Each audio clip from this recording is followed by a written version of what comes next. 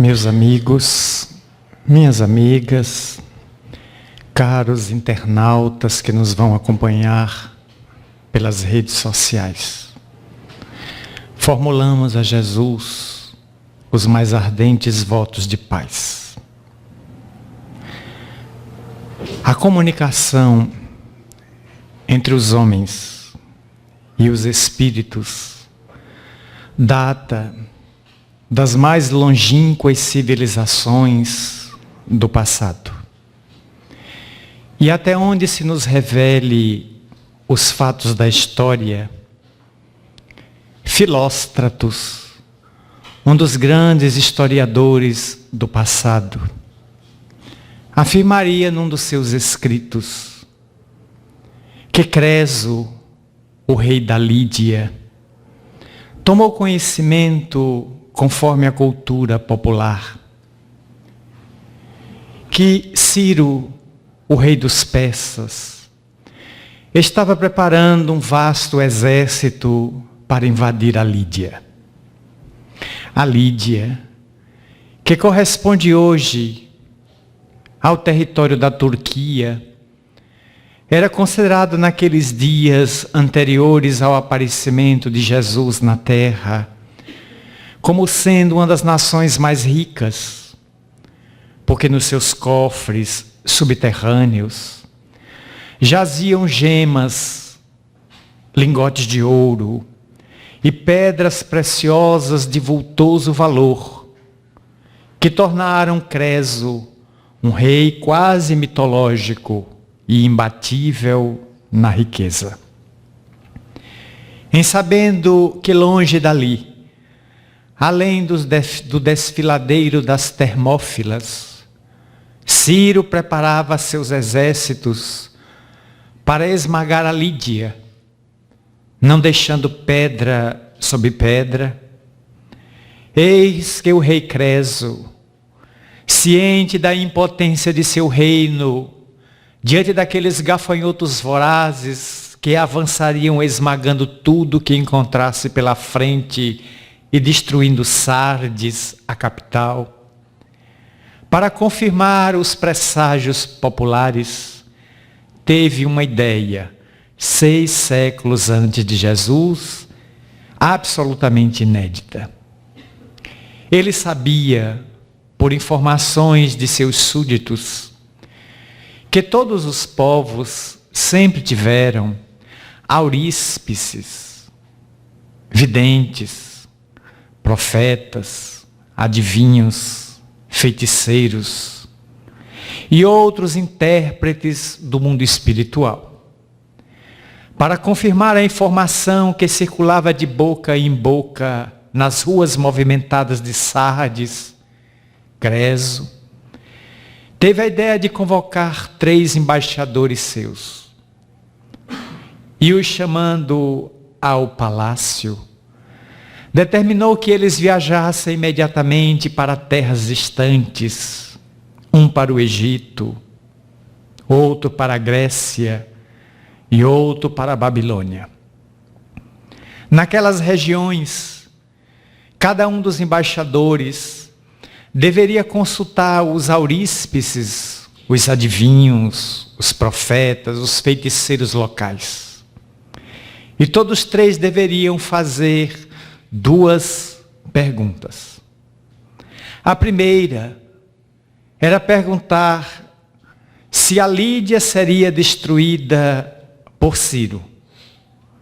E conforme a resposta transparecesse dos lábios do adivinho, do consultado, do oráculo, a resposta deveria ser fielmente anotada em pergaminhos, com absoluta fidelidade. A segunda pergunta era: o que é que nesse instante o rei Creso faz na capital da Lídia? E com mais rigor, a resposta deveria ser anotada em peles de carneiros, em tabuinhas, cuneiformes, facultando que a informação vazada, se houvesse, ficasse fielmente gravada. E de imediato esses embaixadores deveriam regressar a Sardes, trazendo aquelas notícias, se porventura as obtivessem. Partiram os embaixadores de Creso, deixando uma grande angústia na alma do povo. Mas o rei Creso mandou seus exércitos pouco numerosos se prepararem, se armarem, tomarem conta das fronteiras que delimitavam o reino poderoso e rico da Lídia. Cerca de 100 dias depois, 3 meses e 10 dias, em que aquela missão fora confiada a embaixadores da mais alta confiança do rei, o primeiro regressava da Babilônia e, imediatamente convocado pelo monarca à prestação de contas, exclamou: Senhor, estivemos nós na Babilônia, que compreende o Levante, que fica entre o Tigre e o Eufrates, que seria hoje a região do Iraque. E ali consultamos o mais famoso oráculo daquelas regiões. E o que ele respondeu à primeira questão? O oráculo disse desapontado que a Lídia será destruída por Ciro. E o que é que eu estava fazendo? Exatamente na 100ª noite em que você partiu daqui. Observado o fuso horário, nós achamos a interpretação do adivinho absolutamente estapafúrdia. Ele afirmou que naquele horário, o meu rei, montado em um cavalo, se dirigia às campinas para uma caçada a javali ferozes. Falso. Absolutamente falso este oráculo. Vai para a tua casa que a tua missão está cumprida, porque este oráculo é mentiroso. Mais 20 dias, chegaram os embaixadores que foram a Roma, especialmente visitar uma região dedicada às adivinhações, que seria o Palatino, que seria o Velabro, um bairro pobre de Roma. E a informação primeira era sempre a mesma, que a cidade de Sardes seria invadida pelos exércitos de Ciro como gafanhotos vorazes. E o rei seria morto, e todas as riquezas de Creso seriam dominadas por Ciro, o invencível conquistador persa. O terceiro embaixador voltou do Egito, com informações igualmente indignas, absolutamente inverossímeis, e foram inaceitas pelo monarca. Cerca de 140 dias depois, chegaram os embaixadores que foram à Grécia, visitar a Pitonisa que pontificava em Delfos, aquela região que tinha um templo dedicado ao deus Apolo. E aquela Pitonisa era conhecida pela precisão dos seus resultados e dos seus prognósticos. Os embaixadores voltaram completamente desencantados. Ao que o rei disse: de imediato desenrolem os pergaminhos. Qual a primeira resposta à indagação formulada? Ó meu rei, a Pitonisa, depois de entrar em transe e fazer um estado alterado de consciência, respondeu de que o reino da Lídia será inteiramente destruída por Ciro, rei dos persas. E naquele dia da 100ª noite da partida, o que o rei fazia? Este é o ponto em que nós ainda não acreditamos na informação. A jovem, a adolescente em transe, afirmou que era noite em Sardes. E ela disse que via que o meu rei, tomando de uma tartaruga velha e de um cordeiro novo, recentemente abatidos, desceu as escadas do palácio e se dirigiu para as cozinhas subterrâneas. Colocou as carnes da tartaruga velha e do cordeiro novo a cozer numa panela, juntou água, ervas aromáticas e, levando ao fogo o imenso caldeirão de bronze, se deliciou com o próprio cheiro da carne em fumegação. Obviamente que rechaçamos a informação, porque se o meu rei tem inúmeros escravos e cozinheiros os mais afamados, por que é que o meu próprio rei faria o seu jantar aquela noite? Reputamos, pois, que a informação seja falsa. Creso levantou-se, bateu a mesa com o punho por 3 vezes, e diante da assembleia dos súditos que o ouviu, exclamou: esse é um oráculo verdadeiro. Esta é uma informação nobre e digna.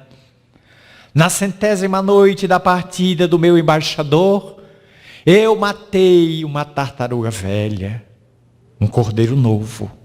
Desci à cozinha, mandei os escravos para os seus aposentos e eu mesmo fiz o meu jantar.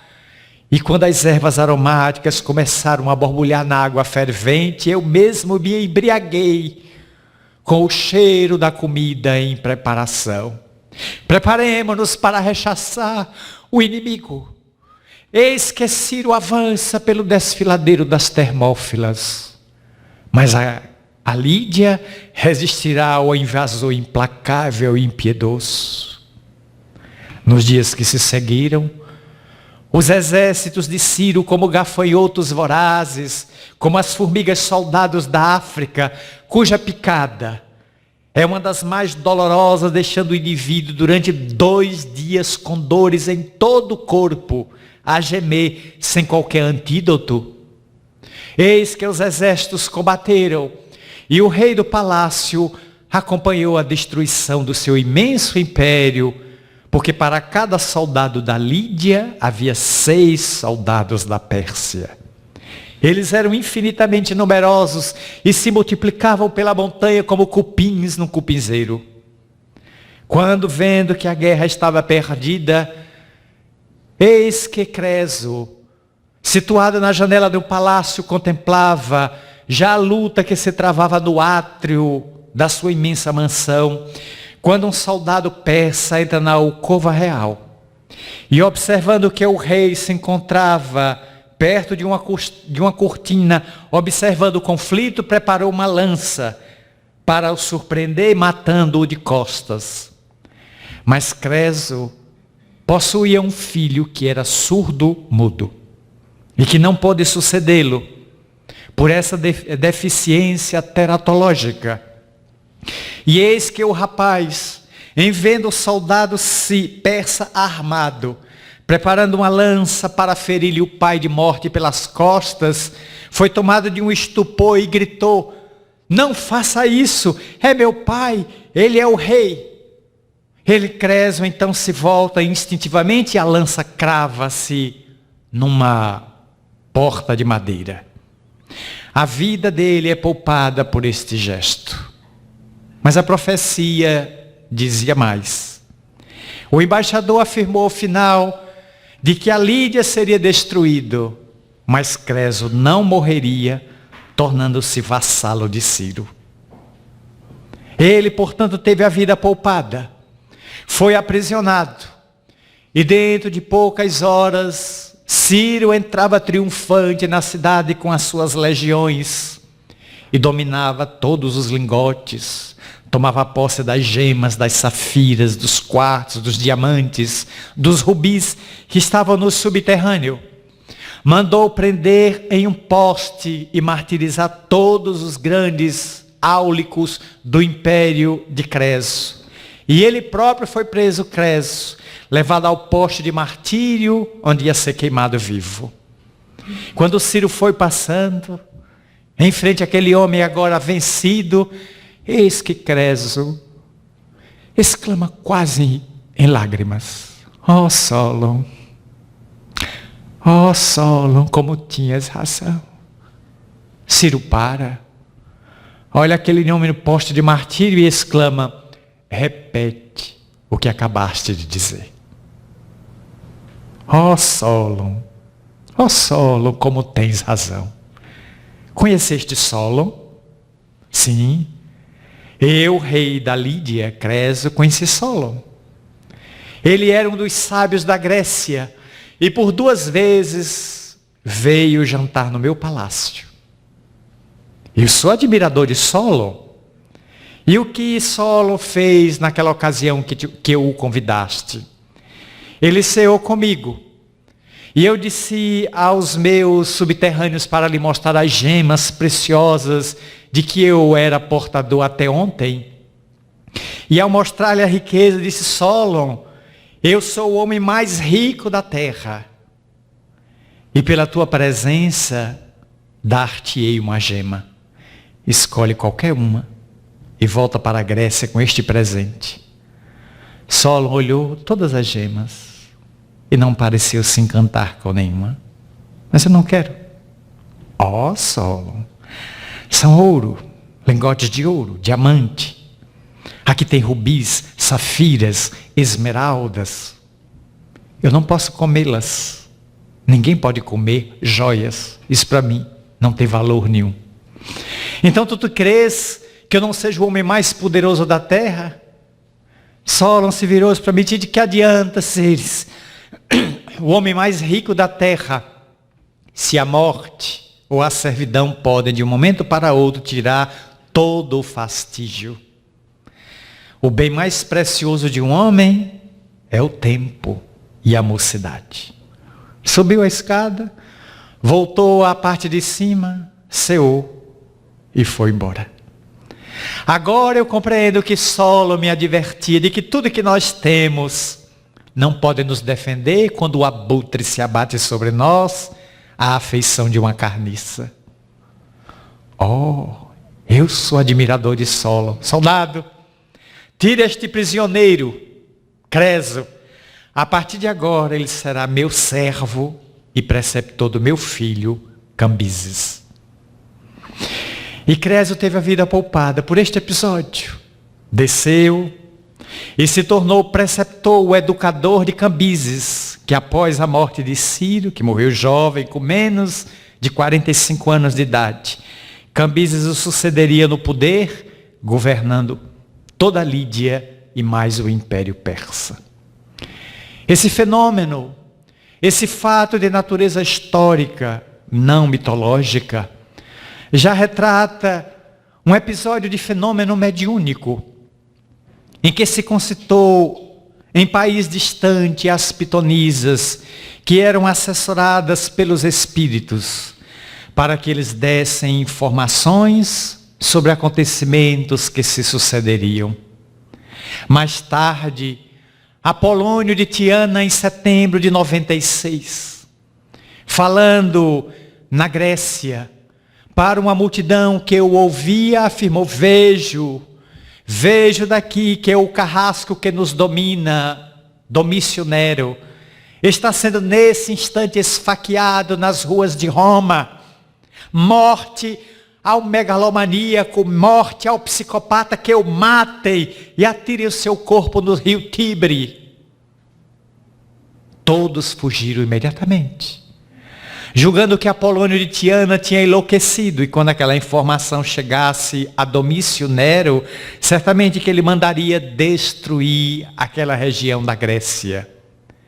Só que 4 semanas depois, as informações a bordo de barcos e de cavalos chegaram à região, dizendo que naquele exato dia, naquele exato momento em Roma, o imperador tinha sido apunhalado por um desafeto. A informação, fruto de uma dupla vista, tinha sido vista a imensa distância por Apolônio de Tiana. O que demonstra mais ainda a fenomenologia mediúnica através dos tempos. Dando um salto quântico na história, em 1939, quando governava a igreja Pio XI, eis que numa noite em que o cardeal Camerlengo, Eugênio Pacelli, descia à cripta onde estão inumados alguns papas para orar, terminada a oração, ele se dirigiu ao seu quarto. Era uma noite em que ele se sentia profundamente emocionado, sem saber dizer porquê. E orando no seu quarto, aquele cardeal que era o primeiro-ministro, o cardeal Camerlengo, é o que substitui o Papa quando morre, até que um outro seja eleito, fazendo um papel de primeiro-ministro, de administrador do Vaticano. Eis que orando no seu quarto, Eugênio Pacelli observa que uma nebulosa vai se formando ao seu lado e dando contornos de um ser humano.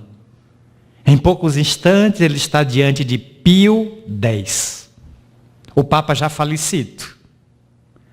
E Pio X se dirige a ele e, quebrando o silêncio, exclama: Eugênio, prepara-te. Dentro de poucos dias, tu serás Papa. Eu? Sim, meu filho. Mas está governando a igreja Pio XI, meu amigo pessoal, goza de saúde. Como é que eu vou ser Papa? Pacelli. Oh, Pacelli. Prepara-te. A humanidade dentro de alguns meses será visitada pela goela da hidra medonha da guerra. Durante alguns anos a sociedade humana experimentará o genocídio, as bombas, os artefatos de destruição. E deseja Jesus que a igreja seja governada por um homem de fibra, porque tu conduzirás a barca de São Pedro pelo mar borrascoso, indômito da ingovernança humana. Prepara-te, Eugênio. É chegado o teu momento de assumires o cetro da igreja e a conduzires com fibra e com dedicação. A imagem foi se diluindo. Eugênio Pacelli abandonou seu quarto, voltou às criptas subterrâneas do Vaticano e foi orar agora no túmulo de Pio X. E ali passou a noite, absolutamente dominado pela insônia, pela inquietação. Na manhã seguinte, às 5 da manhã, ele saiu da cripta e um guarda suíço estranhou que um cardeal tivesse passado a noite nas criptas. E perguntou a ele: Eminência, noto profundamente pálido. Deseja que eu chame o serviço de saúde? Estás necessitando de alguma coisa? Não. Mas Vossa Eminência passou a noite nas criptas? Passei a noite nas catacumbas. Porque esta noite eu recebi a visita de Pio X. Mas Eminência, Pio X está morto, sepultado aqui. Eu sei. Foi ele que me deu o chapéu e o anel cardinalícios. E ele veio avisar-me que em breve serei Papa. O guarda fez um gesto de silêncio, como achando que o cardeal estava ficando demente. Mas não respondeu nada. Entra fevereiro, março, mais ou menos em meados de março de 39, Pio XI enferma. Vai a um hospital, piora e morre. Eugênio Pacelli convoca todos os cardeais do mundo com menos de 80 anos de idade, com direito a voto, para formar o conclave e nas câmaras internas do Vaticano, conforme está muito bem explicitada no livro e também no filme, As Sandálias do Pescador, com Anthony Quinn no papel principal, do Papa Kirill Lakota. Eis que eles se trancam para eleger. E a história reza que depois de 7 votações, onde nenhum deles era eleito por não ter votos suficientes, e os votos são queimados secos, aliás, molhados, para gerar uma fumaça negra. Todos os votos de papel são misturados com capim e recebem água. É levada a um forno e na queima sobe uma fumaça preta que sai por uma chaminé na Praça de São Pedro. Enquanto a fumaça sai negra, nenhum Papa foi eleito. Quando o Papa é eleito, os votos são queimados com palha seca, sem água. E sai uma fumaça branca. E o cardeal Camerlengo se aproxima daquelas janelas do Vaticano e as abrindo de par em par anuncia às milhares de pessoas que estão na Praça de São Pedro em bom latim: Habemus Papam. Temos Papa. É então que o sumo pontífice assome a igreja e saúda o povo pela primeira vez. É a tradição dos 264 papas que passaram pela igreja. Eis que depois de 7 votações ninguém consegue. Até que na 8ª, Eugênio Pacelli é eleito papa, subindo ao pontificado com o título de Pio XII. Em agosto daquele ano, agosto para setembro, a Alemanha lança a Blitzkrieg, a guerra relâmpago, e invade os guetos miseráveis de Varsóvia na Polônia para o genocídio dos judeus, onde morreriam 6 milhões, muitos dos quais em sofrimentos inenarráveis nos campos de concentração nazista de Auschwitz, de Treblinka, de Sobibór, de Mauthausen, e mais de 1000 campos espalhados por toda a Europa, onde os fornos crematórios funcionavam 24 horas. Vale a pena examinar a lista de Schindler. Este homem que conseguiu salvar mais de 1.200 pessoas, fabricando panelas para os nazistas, mas exigindo que tivesse funcionários.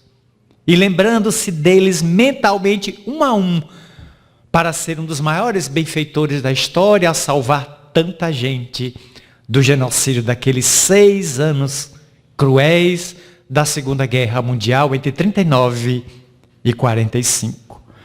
O período turbulento em que Pio XII administrou a igreja, e como conhecia o Führer, Adolf Hitler, por ter sido núncio apostólico na cidade de Berlim, ele teve condições mais de uma vez de fazer interlocuções com Hitler na sua sanha nazi-fascista, psicopata, de extermínio das raças que não fosse a ariana, para libertar mais de 100.000 católicos e outros povos que ele conseguiu preservar da destruição.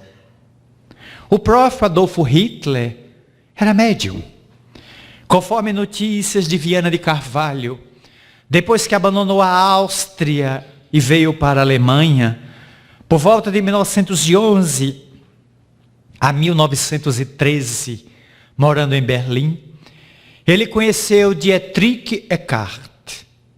E este senhor o levou para participar de sessões mediúnicas num grupo fechado que se intitulou o Grupo Thule, o Grupo das Flores. E nesse grupo, Adolf Hitler era médium de psicofonia. As fúrias do mundo espiritual o tomavam, e pelos seus lábios em desgoverno e em tresvario mediúnico, eles falavam sempre: nós somos o chicote da humanidade. Nós somos o látego dos seres humanos. Está surgindo uma nova raça que vai dominar o mundo, esmagando todas as outras. E após chegar ao poder, a partir de 1933, ele vai instalar a ideia de que se deve destruir negros, americanos, judeus e todos os povos que não compusessem a raça ariana, a raça alemã pura, conquanto ele nem alemão fosse. Ele era austríaco. E dessa maneira se deixava tomar a história, por fúrias do mundo espiritual. E há historiadores que afirmam que a maioria de nós consegue falar 120 palavras em 1 minuto. Adolf Hitler falava 250 palavras em 1 minuto. Entrava em transe praticamente nas noites de Berlim. Mandava apagar todas as lâmpadas elétricas e acendendo tochas, incendiava a cidade de furor, convocando a juventude hitlerista que marchava cega para atender aos seus anseios de destruição e de esmagamento. Ainda aí, a interferência dos espíritos. Poderíamos, pois, levantar diversos fatos históricos que evidenciam como os espíritos interferem em nossas vidas. Entretanto, o que estamos buscando não é só analisar o fenômeno em si, puro e simples. É saber se deste fenômeno podemos tirar algum proveito. Se os Espíritos podem trazer para todos nós uma contribuição para a construção de uma sociedade melhor, mais feliz, mais equilibrada e mais justa. É fundamental recolher as bases do Evangelho, a mensagem de Jesus ao vinitente, verdadeiras primícias do reino, a estagiarem na terra entre as criaturas esfaimadas de paz e de esperança. Quando Jesus chegou à terra, pelas palhas singelas de Belém de Judá, numa noite fria entre 6 a 9 de abril, conquanto hoje o comemoremos no dia 25 de dezembro, por imposição do Papa Damásio, no ano 354 de nossa era, que fixou o seu nascimento no dia do solstício de inverno na Europa, para apagar a idolatria a Mitra, um deus pagão da velha Caldeia ou da Pérsia. Nós sabemos hoje que ele nasceu em abril. E mesmo dia 25 de dezembro já não se comemora mais o aniversário de Jesus, porque esse estranho homem de vermelho, garoto propaganda do refrigerante afrodescendente, veio e tomou a festa do menino. É um mito e tomou a festa do menino que é histórico, o que é extremamente curioso. Portanto, Jesus está quase sem lugar, que já não tinha no coração da criatura humana, e agora nem mesmo para comemorar o seu suposto, entre aspas, aniversário. Porque o abominável homem das neves, vestido de vermelho, tomou a festa. E é mais ovacionado o mito do que o menino, que desceu das estrelas para iluminar os escuros caminhos humanos, onde palmilhamos as nossas dores e as nossas aflições.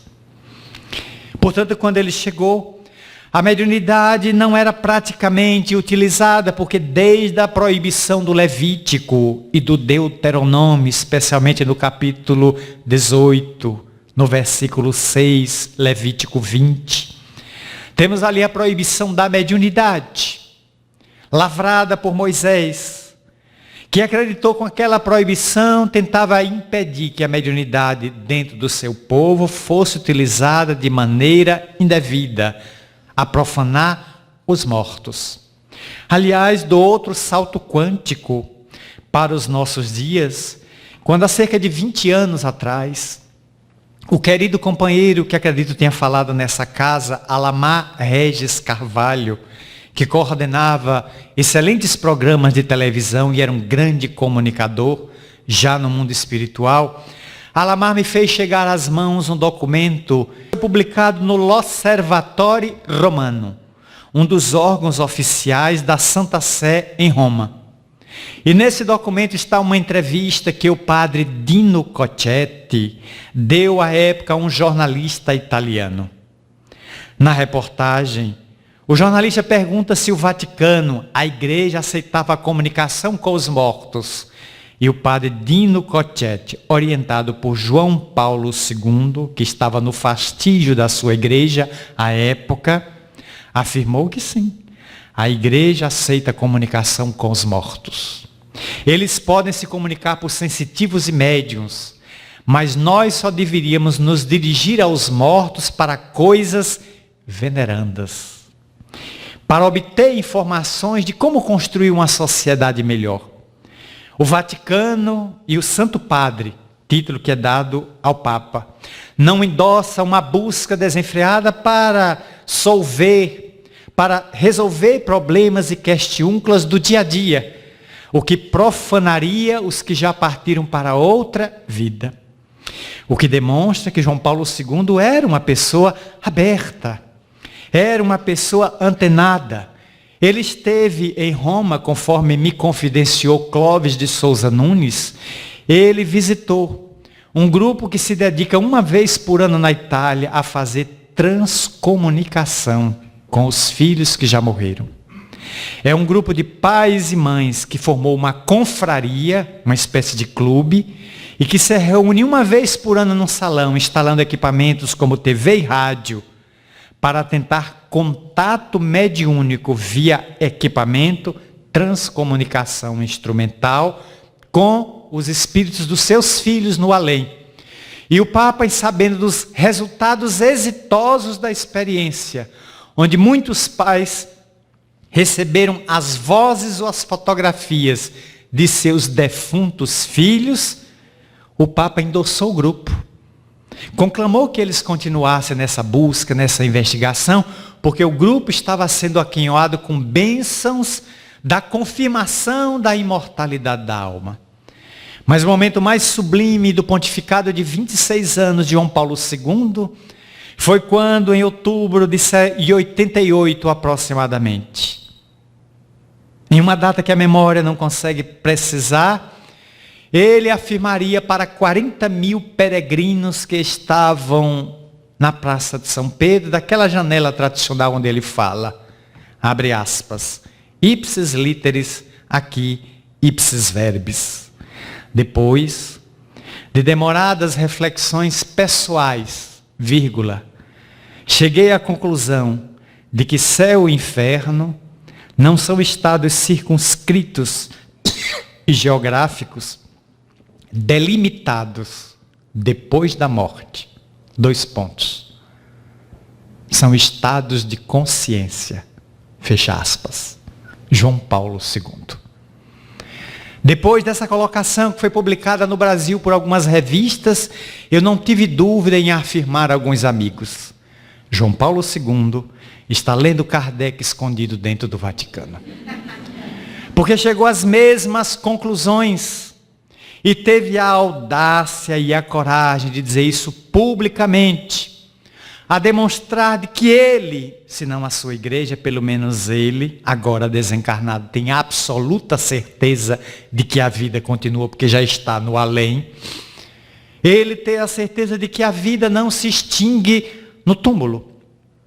E que os espíritos podem voltar por mecanismos mediúnicos para trazer a identidade, o consolo, a flor da esperança aos que ficaram mergulhados no sudário da dor, da saudade. Todo cemitério que a gente vai, geralmente a praça que existe na frente se chama Praça da Saudade. E Humberto de Campos, em vida, definiu a saudade é a companhia dos que não têm companhia. É a melhor definição que se deu de saudade. É aquele sentimento que fica dos que partiram. E que vimos em Uberaba, quando ali fizemos uma visita em 1999, a Chico Xavier. Fomos à sua residência no domingo, às 6 da tarde, assistir o culto que ele realiza. O culto do Evangelho no Lar se realiza nesta casa de propriedade de Francisco Cândido Xavier. Lá está a placa. Ali vimos o venerando apóstolo do bem aos 89 anos, ao quebrado pelas enfermidades e pelo desgaste natural do corpo, chegar conduzido pela polícia e entrar como um vaso mingue, tão delicado estava, sentar-se, aguardar que Dona Albanese, Guiomar Albanese do Centro Espírita Esperança, Perseverança em São Paulo, fizesse a leitura, um outro fizesse a prece, e começasse o culto, e nós na janela, a 1,5 metro dele. E eu não consegui tirar os olhos daquele homem. Os óculos imensos, o rosto já escaveirado, a dentadura quase saltando-lhe da boca. E ele sempre sorridente, atendeu a todos, mas eu não fui ter contato físico com ele. O vi e o fotografei na memória. Mas foi naquela segunda-feira de carnaval, em que estávamos no Triângulo Mineiro, que visitando o Centro Espírita Aurélio Agostinho, Celso Afonso de Almeida nos deu a demonstração do intercâmbio incessante, quando recebeu 4 mensagens, aquela noite, 2 de motoqueiros, que morreram ali mesmo em Uberaba, jovens entre 18 e 23 anos de idade. A terceira de um jovem empresário de Curitiba, Jaime, que morreu tão jovem, deixando a viúva Dona Alessandra e 2 filhos. Mas a 4ª carta de Luciana, a menina que morreu de leucemia em Campinas, São Paulo, e escrevendo ao pai em 46 laudas de papel, descrevia a sua entrada no além, quando finalmente o câncer do sangue a arrancou dos ossos cansados, a transportando para o além, onde foi recebida pela avó materna. E ali pôde se recompor e dizia na carta entre lágrimas: paizinho, volto para escrever, porque minha mão está justaposta do homem e acima da minha está a mão de vovó. São 3 mãos guiando esta carta em que ele traga as primeiras notícias. 9 meses depois, venho dizer ao senhor que meu cabelo cresceu. Se a químio e a radioterapia os arrancaram, voltaram a crescer. Aqui eu estudo, aqui eu brinco, aqui eu tenho vários amigos. E venho dizer ao senhor que estou viva, absolutamente viva. O câncer matou apenas meu corpo, mas a mim não conseguiu me destruir. E tenho saudades de mamãe Valda, em cujo pescoço vejo daqui, ele lendo na mesa, a correntinha de ouro que dei no aniversário de 6 anos de idade. Sua, sempre sua filha saudosa, Luciana. Nunca gravei o sobrenome porque era alemão. Estava lá em grafite. Aquela mensagem sensibilizou a todos. E eu saí dali para o hotel com a caravana da Bahia de 50 pessoas, mais convencido do que nunca de que a vida continua. Que estamos permanentemente cercados de espíritos ao nosso redor. E que eles se valem de qualquer ferramenta simples. O sonho, a inspiração, a ideia, a intuição, o braço de um medianeiro, a vidência de alguém que a possua, para demonstrarem que estão vivos, que a vida continua estuante, porque se a morte ceifasse tudo, qual o valor da vida? Nenhum. Foi este cenário, voltando agora ao passado, que Jesus encontrou. Era preciso, pois, reabilitar a comunicação com os espíritos. E o que ele fez? Subiu a montanha com 3 apóstolos. E lá diante dos 3, materializa Elias, o profeta. E volta a trazer do além-túmulo Moisés, o patriarca. É como se fosse um símbolo em que Jesus os convocasse para dizer: Moisés, revoga o teu decreto deuteronômico. Permite novamente que a mediunidade, antes regida pela leviandade, pela promiscuidade, pela vulgaridade, agora retorne sob o selo do amor que eu vou conduzir, para que os meus discípulos, portadores de dons mediúnicos os mais variados, possam se espalhar pelo seio deste povo incrédulo e supersticioso, os curando, os libertando, para que eles, em vendo, creiam. Porque se a gente está na terra de sapo, de cócoras com eles, não tem outra alternativa.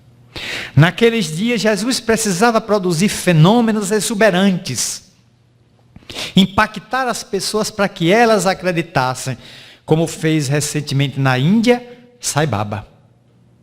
Swami Satya Sai Baba, um dos mais notáveis paranormais, não era médium, era paranormal, produziu os mais fantásticos fenômenos na Índia, mas ele sempre dizia: eu gostaria de não fazer isto.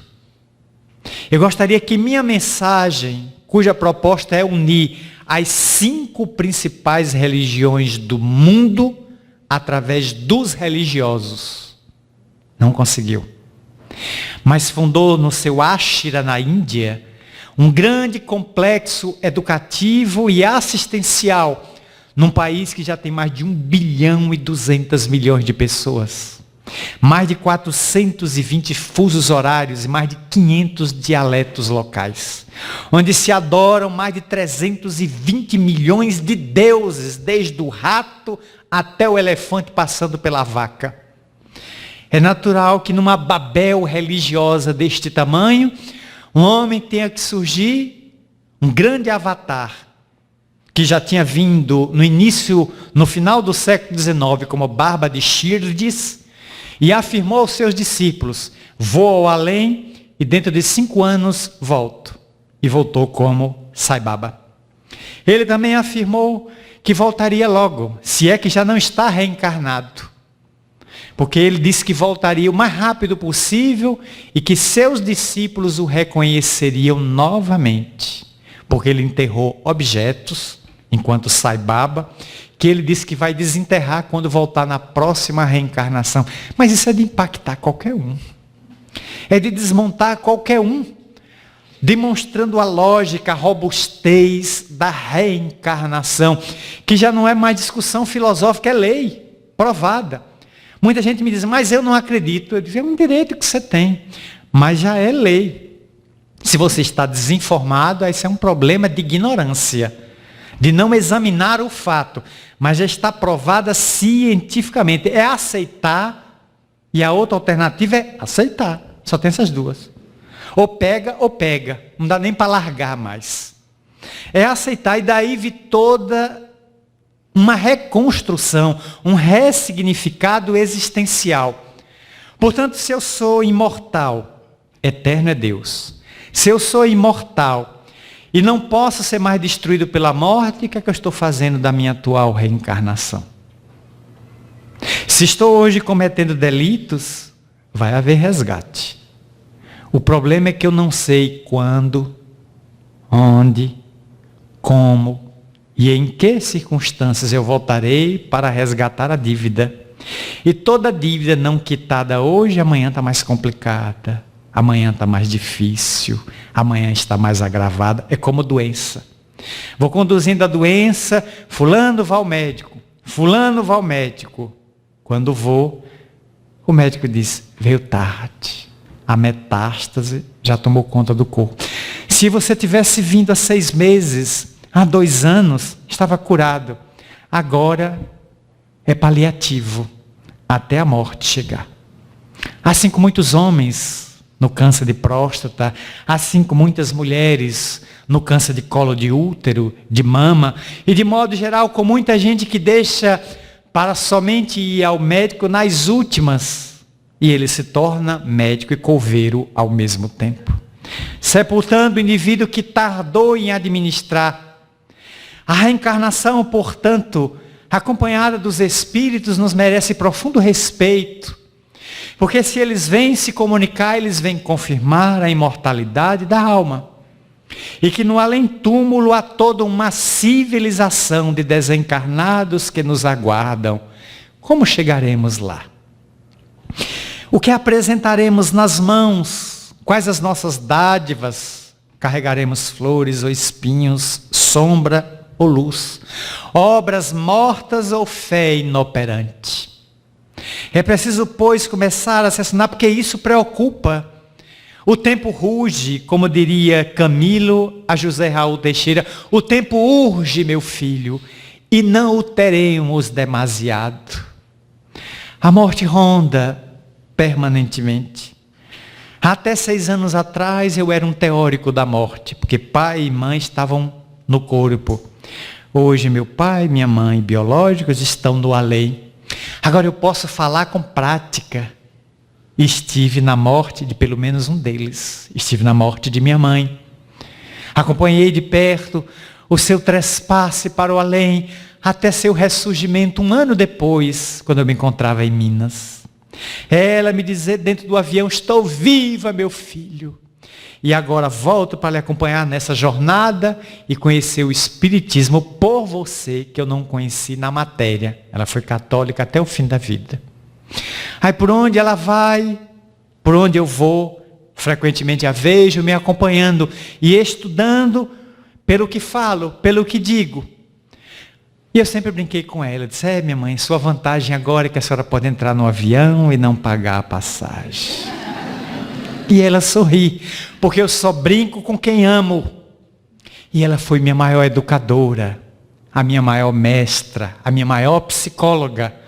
Seu sofrimento calado, sua melancolia única, que ela ocultava de todos para chorar escondida, tornaram-na uma Marte aos meus olhos, porque renunciou a tudo para se dedicar aos 5 filhos, uma irmã, e somos 4 homens, todos criados.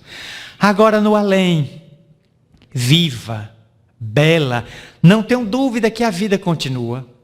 Então desejo me preparar para que quando me soe o instante do retorno, eu tenha pelo menos a graça de tê-la ao meu lado, e quando abrir os olhos diante da eternidade, ela também possa dizer, filho, atravessaste a porta estreita.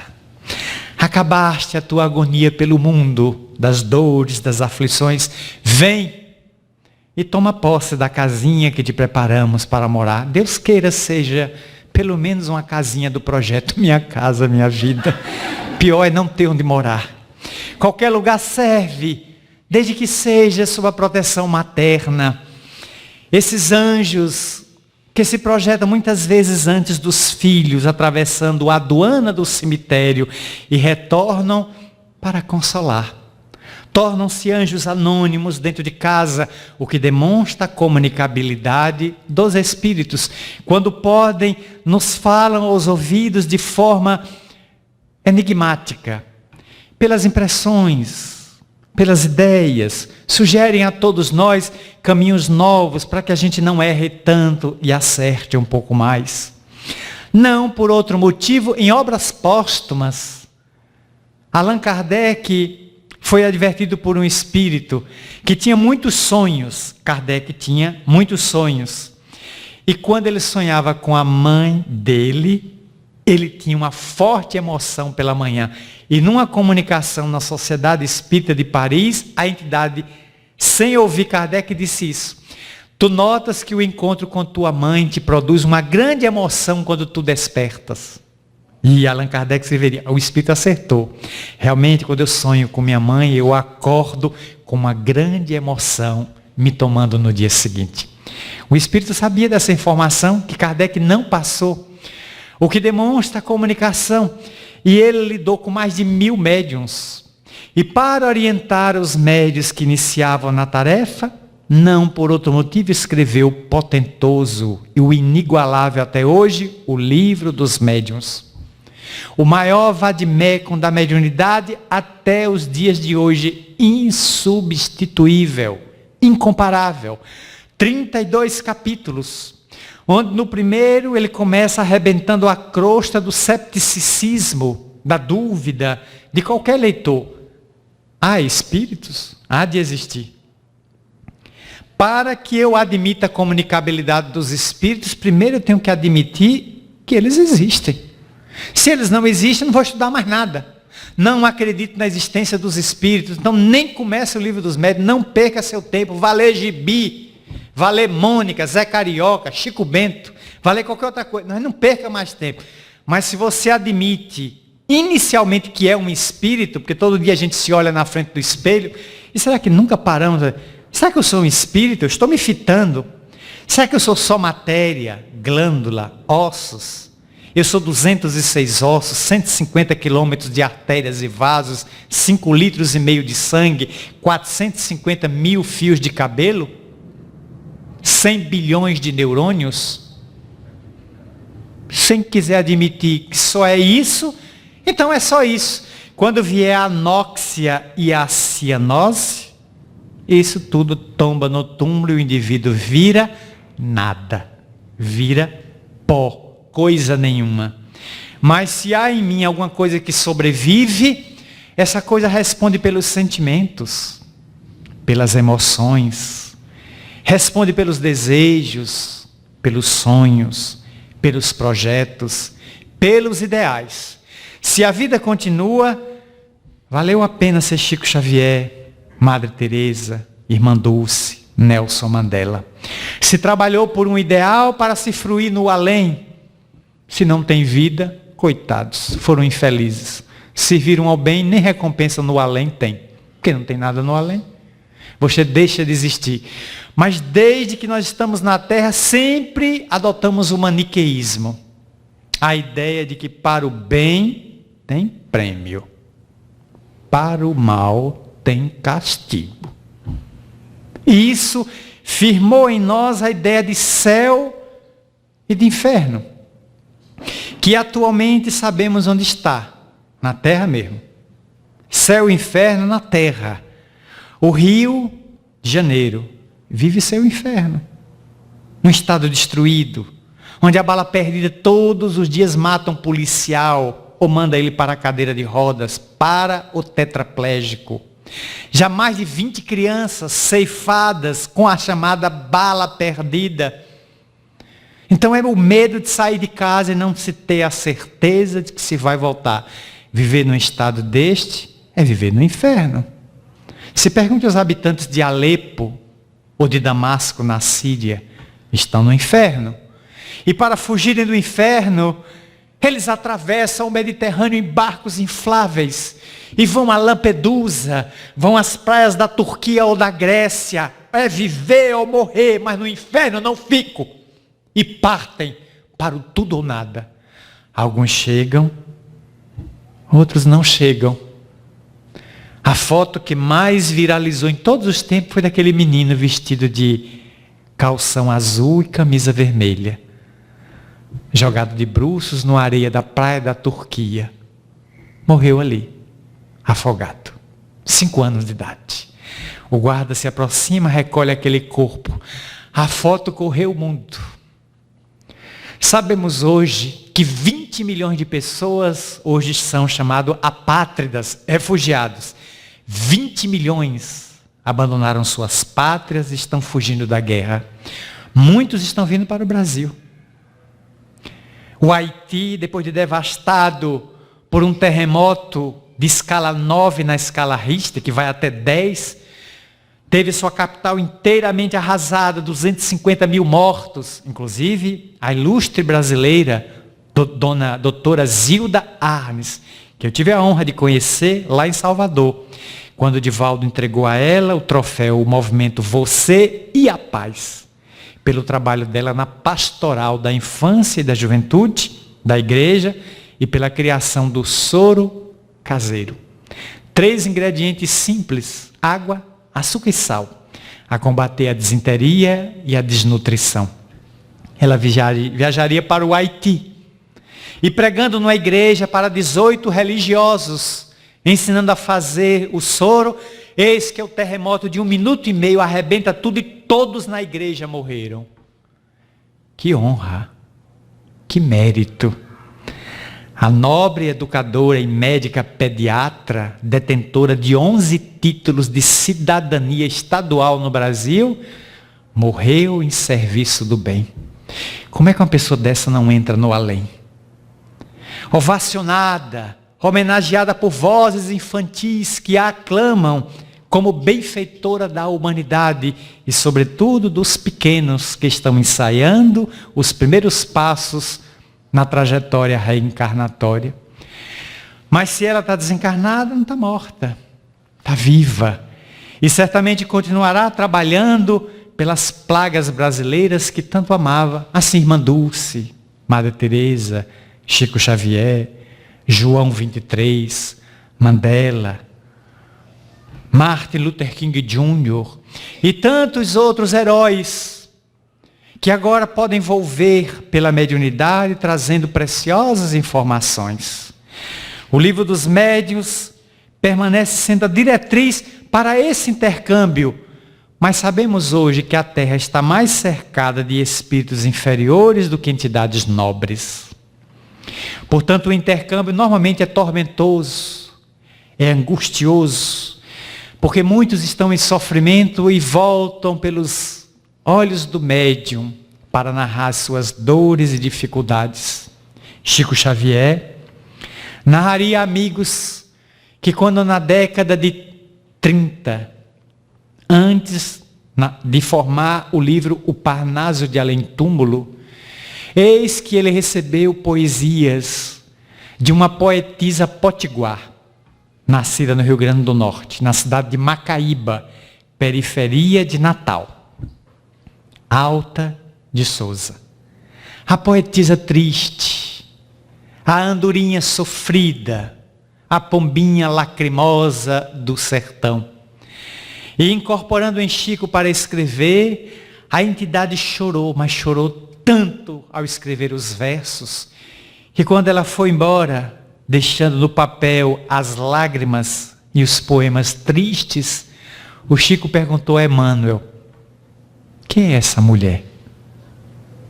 Porque ela chorou tanto, mas tanto, que eu não sabia se eram os olhos dela chorando pelos meus, ou se meus olhos choravam pelos dela.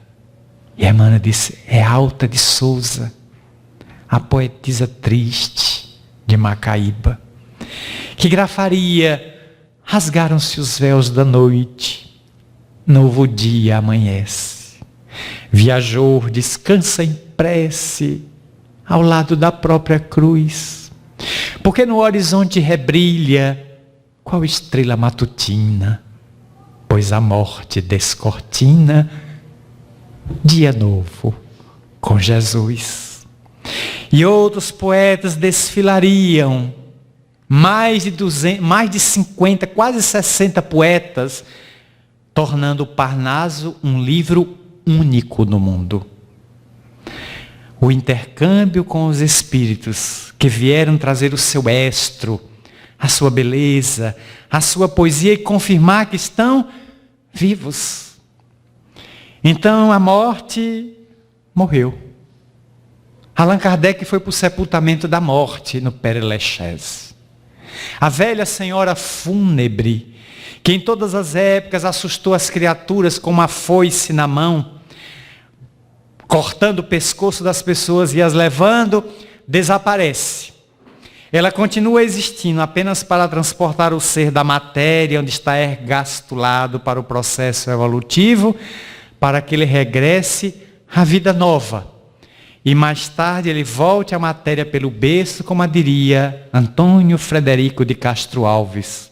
Há mistérios peregrinos nos mistérios dos destinos que nos mandam renascer. Da luz do Criador nascemos, múltiplas vidas vivemos, para a mesma luz volver. Então sempre estaremos na via berço-túmulo. Pelo berço entro na matéria, pelo túmulo saio dela. No intervalo, falo pelos médiuns e os conclamo a acreditar na vida, a se tornarem arautos nestes dias de tantas lágrimas, de tantas dores, onde tantos promovem o pranto, como diria Ariano Suassuna: ó Deus, onde estás que não vê as desgraças, as dores do mundo? Por que permitiste tanto? E quem foi temperar o choro e acabou salgando o pranto? Ó Deus, quem foi que foi temperar as lágrimas e acabou salgando o pranto? Isso evidencia, pois, que a mediunidade se espalha pela terra conforme a profecia de Joel. Os velhos terão visões, os moços terão sonhos, as meninas farão profecias. Por toda parte, os espíritos, como um exército sob o comando de um general sem armas, Jesus, deflagrarão a nova era, comunicando-se por toda parte, por aparelhos, por equipamentos eletrônicos para os que preferem esta via, por pessoas reafirmando a soberania de Deus, a governança de Jesus sobre a terra e de que é necessário que trabalhemos o solo do mundo para evoluir. Instauremos nele a bondade, a paz, a mansuetude, a solidariedade. Transformemos os canhões e as baionetas em arados. É preciso plantar flores, semear estrelas, fecundar o solo, fazer a boa semente descer a cova escura para amanhã termos a leira farta.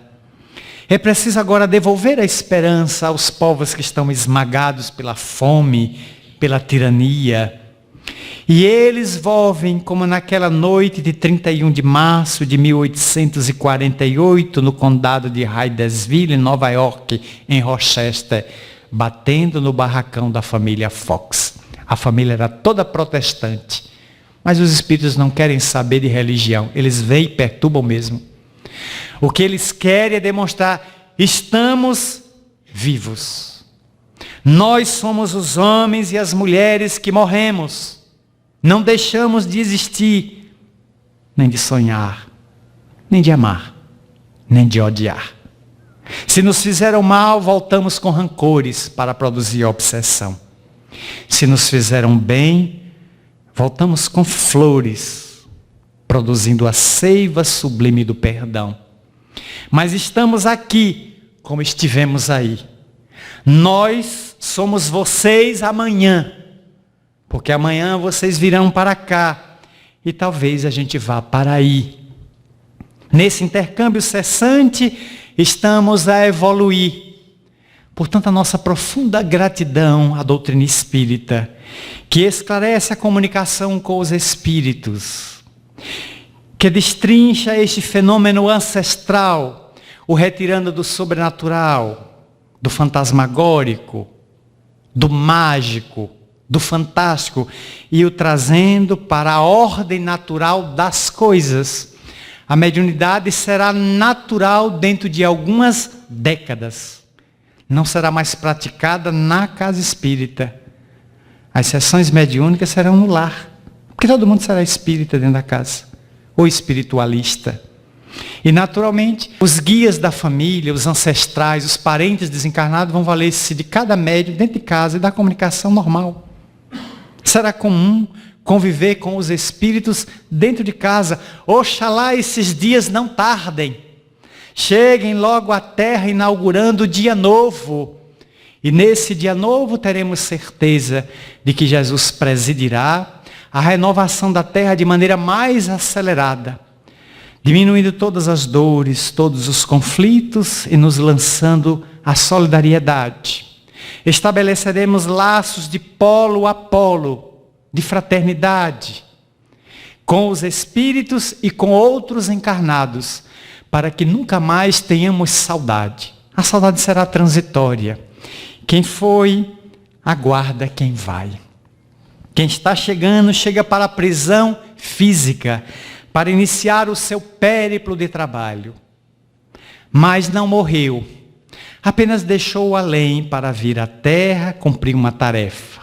Quando realizá-la, retorna ao mais além, para fruir os louros da sua atividade no bem. É assim que a comunicação dos espíritos sob as claridades diamantinas da doutrina espírita chegará à Terra.